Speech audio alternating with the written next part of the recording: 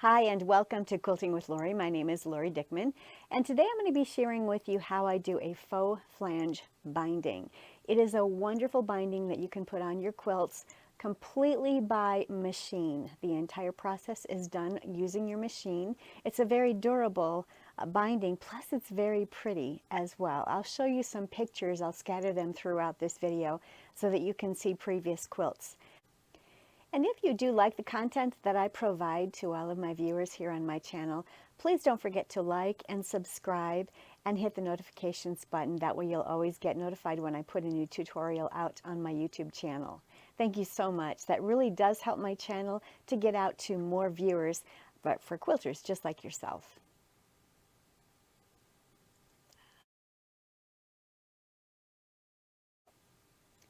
I had intended to share my faux flange binding on my Quilt As You Go sampler quilt, which is behind me on the table. But I do have another quilt that I'm going to use that same flange technique, and I needed to get this quilt finished quickly and get it to a customer. So this is my Nellie's quilt. I do have many pictures. It's a king size quilt, so it's really huge. I have many pictures of this out on my Facebook page. You can check it out there. It's my Quilting with Lori Facebook page, and I have a group called Scrap Up Your Stash. Find that. I've got the link in the description box below, and you can see large pictures of this. So today I am going to do the faux flange binding on this quilt. And what you're going to need to do is find two different fabrics that you're going to use for your flange binding. This is my actual binding, which matches the background throughout the quilt. Let me show you the fabric here. It's a Timeless Treasures. It's a beautiful batik with some creams and some, it looks kind of like dandelion, beige dandelions all throughout. It's just very pretty. And then I'm also using a navy blue batik, which is going to be the flange. So for any flange binding, you need two different fabrics that you're going to use. And I'm going to share with you how you cut the fabrics and how you put the binding together and how you attach it to your quilt. I do also have out on my website, quiltingwithlori.com, and I'll have a link below, the written instructions on how to create a faux flange binding. So if you are more of a person who likes to see the written instructions, you can go out there as well and check on how this is done. It gives you all of the written instructions for this. So the first thing you need to do when you're going to put together a faux flange binding, and for any quilt actually, whenever you're going to bind a quilt, you need to know what the circumference measurement is all the way around the quilt. That will help you identify how many strips of fabric you're going to need to cut in order to make sure your binding does extend and reach all the way around the quilt. So that's step number one. Then we're going to cut our strips, and in my case I'm cutting 10 strips of both my binding as well as my flange. So I've got a total of 20 strips here. I am going to sew them together into two very long strips, and then they're going to be sewn together as one unit. And I'll show you that here in just a minute. So for step number one, I am going to take this is the flange fabric. I'm going to make one long strip of it, and I'm going to attach each one. And I'm going to use the typical method of sewing together the binding. I'm putting them together crosswise, as you see here, and I'm going to sew on the diagonal line from one corner to this corner, and I'm going to do that all the way along on every single one of the strips, and then I'll come back and I'll trim away the excess here and flip it open and press it, and then this will be one long flange strip of fabric. I'll do the very same thing with the binding fabric itself.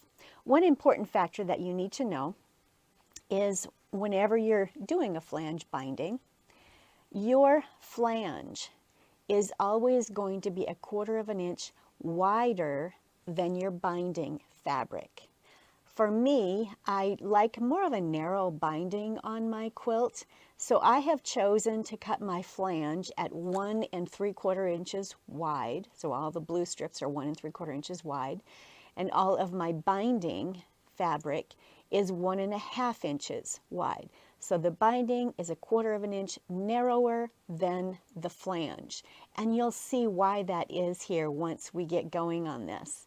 But that's what you're going to be doing. You're going to be cutting whatever size you want. If you want a wider binding, that's fine. If you want to go with a 2-inch cut on your flange fabric and then 1 3/4 inch cut on your binding, that's fine too, whatever you prefer. But for me, I like to always cut my flange where it's 1 3/4 inches and my binding is 1.5 inches. So here are all of the blue strips which I've sewn together. As you can see, I've done a diagonal stitch on all of them and they're all connected by a thread. And I am simply cutting away the excess fabric and snipping the thread, and then I've got a long strip of the blue flange fabric.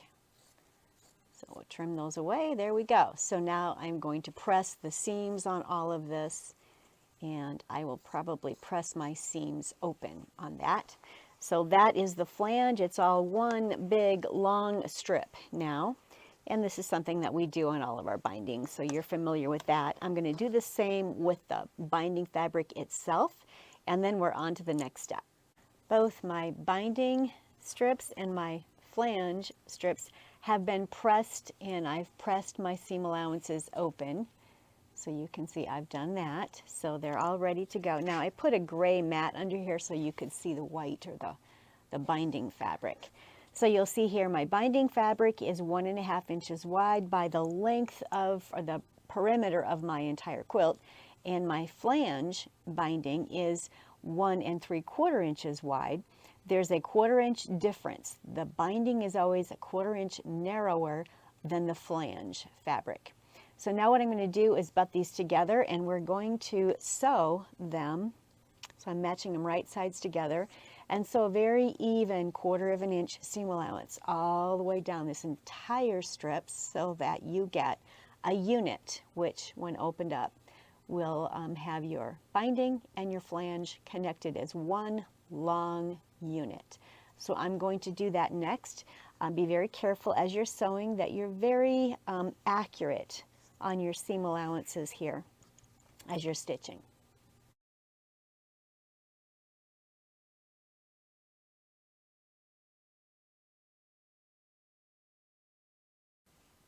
I've just finished sewing the binding and the flange fabric together. So the entire length is sewn together. I'm going to take it over to the iron now, and I'm going to press. When I press my flange, what works best for me is to actually press the seam allowance toward the binding. In this case, the binding is actually the lighter fabric, but for me, by doing that, the flange will lay much nicer when we fold it in half, and the flange is right above there. Let me see if you can see that. So the first thing I'm going to do is press this open, and I'm going to press the seam allowance toward the actual binding. In this case, the binding is the lighter of the fabric. And then once that is done, I am going to press it together, wrong sides together. And this is very important. Those raw edges must be completely accurate as you're pressing, which will allow, let me see if I turn it this way if you can see this better, which will allow that 1/8 of an inch flange to poke out evenly all across the length of the flange, or of the length of the binding. So that's why the flange has to be 1/4 of an inch larger than the binding fabric, so that there's an 1/8 of an inch on this side, and then of course there's an 1/8 of an inch on that side. That 1/4 inch is where that flange is turning, and you'll be seeing that tiny little navy blue, in my case, peeking on the border itself, and I'll show you that here in a few minutes. But the first thing we're going to do here, press everything. In my case, I'm pressing it to the lighter fabric, which is the binding.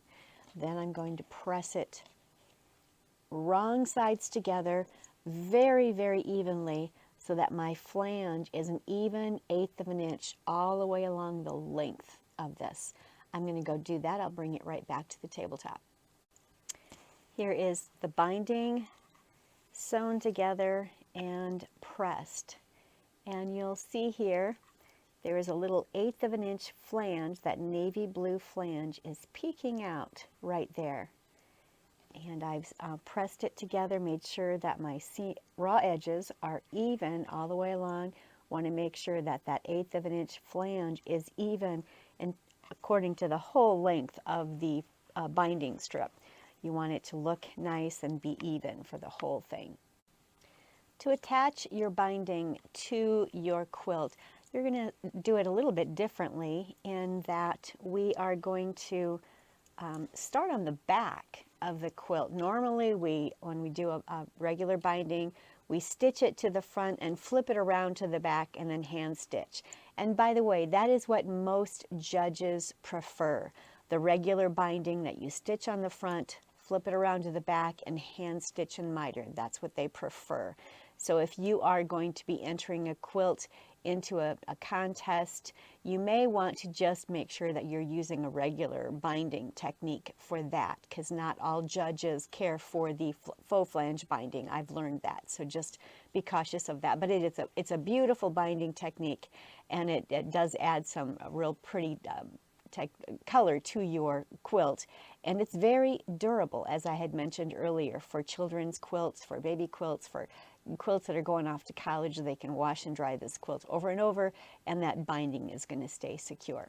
So for attaching the binding, we're going to go to the back of the quilt, and we're actually, I think I need the other end here. Where is the other end? Here we go.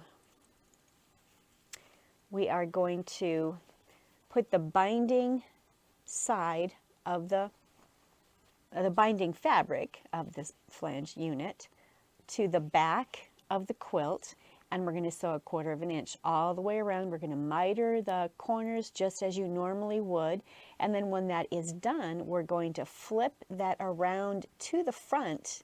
And as you can see here, let me see if you can see that, there's going to be this pretty little navy blue faux flange trim all along the front of the quilt.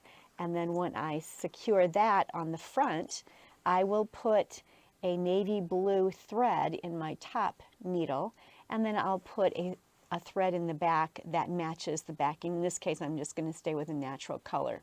But that's how that binding is going to end up looking on the front. Very pretty and a wonderful technique. You'll simply stitch right along. You can stitch as close to that seam line there as you can, but as long as you've got a matching thread to that navy blue fabric or whatever fabric color your faux flange binding is, then you can just stitch right on there and it will sort of disappear into the quilt. So again, I'm going to go ahead and take my binding. I'm going to start in the center right here. I've just got a corner edge of it, but give yourself about a 10-inch loose edge. That's how we normally start when we attach our bindings, and attach the binding fabric side to the back of the quilt so that you're looking at the flange side as you're stitching, and then stitch 1/4 of an inch. Make sure you miter each of the corners just as you normally would, and then when we come back to join these, we're going to butt them up, and I'll show you that technique once I get to that point.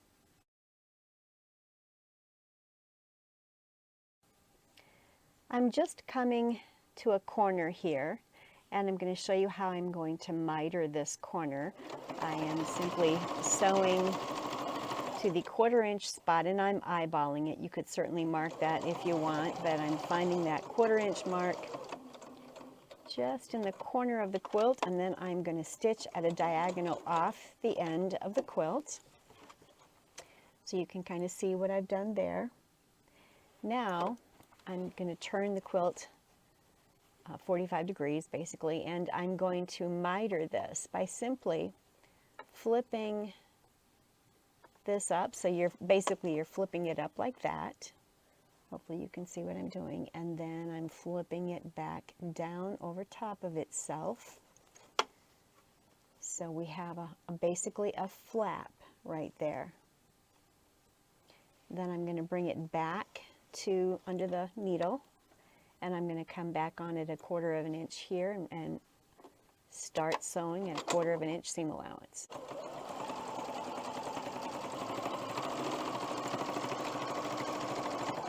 Now I'm going to break away here so you can see what I've done. So that's how I've finished that, and it has a nice miter there. There we go. And then on the front, we'll be able to stitch that down when I get to this. Obviously not there yet, but we'll be able to miter that, and it's a perfect miter in the corner there. So I'm going to continue sewing my binding on, and when I get to the end, I'm going to show you how we're going to butt the ends together and finish that off. One other thing, I keep forgetting to mention this, the width of this binding, now that it has been pressed together, is 1.5 inches for me. And then when I flip it around, I have a very nice size binding on the front of the quilt. For me, that is just perfect. And I don't want mine to be any fatter than that. But this width, in case anyone is interested, with the flange being cut at 1 3/4 inches, the binding fabric being cut at 1.5 inches, sewn together with that 1/4 inch seam allowance and pressed, this ends up to be 1.5 inches wide. And now I'm sewing with a 1/4 inch seam allowance to attach the binding. All right, I have come to the end where my two bindings are going to meet, and now I need to butt these two together and get them attached. So I've disconnected cut my thread here and moved it aside. And what I have done on this beginning binding, I have simply folded it back on itself and put a nice crease there. And then I've butted this other, the ending, together with it and put a nice crease there. I don't know if you can see that or not, but those two creases meet beautifully. And so then what I'm going to do, and this might be hard for you to see this, I am going to sew a line of stitching along that line. I'm going to bring this away here and sew a line of stitching, and then I'll bring it back to the quilt. So let me do that. Before I start stitching, I'm making sure that the flange end meets beautifully. We want to make sure that that meets beautifully. I'm going to start about 1/4 inch inside, and then I'm going to actually back stitch and then come forward. All right, there we go. And I'll have to get rid of my threads there, but now this is finished, and I can simply get that sewn. Now I'm going to trim away the excess, and I'm going to finish the stitching line just like you would normally do on regular binding when you're attaching it. Although for regular binding you're attaching it at a diagonal, on this one I'm simply butting the ends so they meet beautifully. So I've trimmed away the excess. I'm laying it open. I've gone back to where I stopped the stitching when I was attaching the binding, and now I'm going to continue this stitching line till I meet the beginning and finish and closing up that hole there, just as you would a normal binding. Oops, I don't want that to flip up.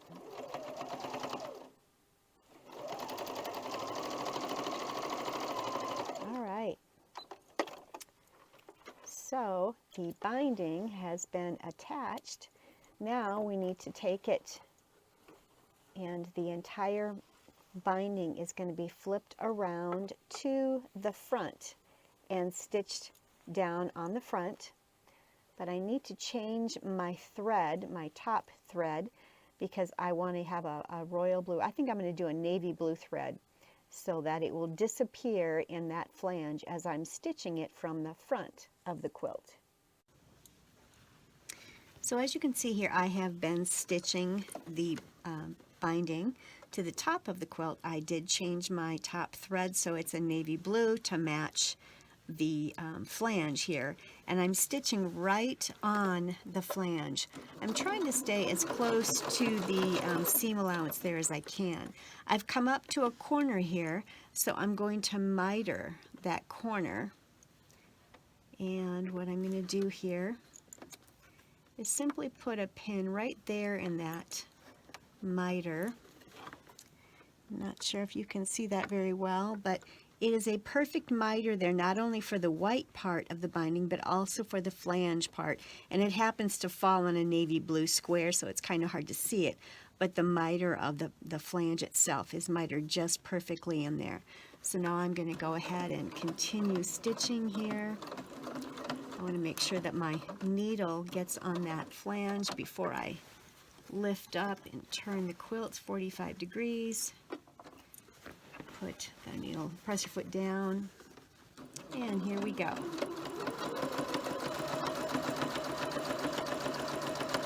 And I'm going to continue stitching all the way around in the same fashion, where I am stitching right on the blue flange itself, and the navy blue thread is just being hidden within the flange. Here is the faux flange binding. It's been attached to the entire quilt. It gives it a beautiful edge, just a very nice, classy look for the edge of the quilt. So I'm very, very pleased with it. It's completely sewn on. All I have to do now is get my label complete, and I'll be able to get this quilt to somebody who's very special in my life. Thank you so much for joining me today as I taught you how to create a faux flange binding. It's a beautiful binding technique. I hope you try it. Please comment below. Let me know if you do try this technique, if you've done it before, and on what quilts you have used it. It's been a lot of fun. I've enjoyed it and hope you have too. Thanks so much. Have a wonderful week, and until next time, happy quilting.